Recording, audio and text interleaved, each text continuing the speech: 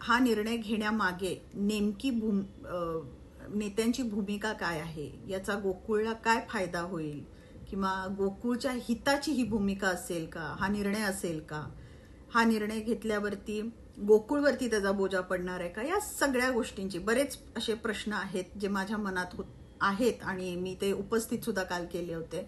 तर अशा अनेक प्रश्न आहेत, या प्रश्नांच्या वरती सुद्धा चर्चा होणं मला महत्त्वाचं वाटलं आणि म्हणून मी या विषयाला विरोध केलेला आहे. त्यामुळं माझी सर्वांना हीच विनंती आहे की इतक्यात कुणी कुठल्या निष्कर्षापर्यंत जाऊ नये आणि कुठलाही वेगळा तर्क काढू नये.